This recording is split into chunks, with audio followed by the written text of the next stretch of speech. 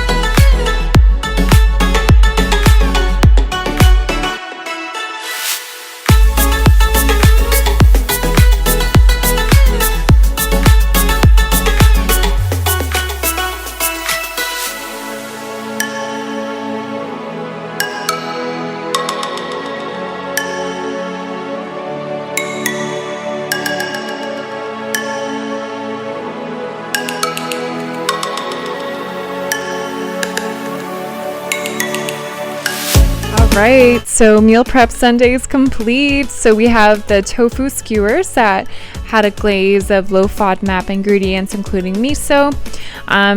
Made this stir fry based on rice with some edamame and low FODMAP veggies. Note the green onion is low FODMAP. And I also made these rice paper wraps. They're so delicious.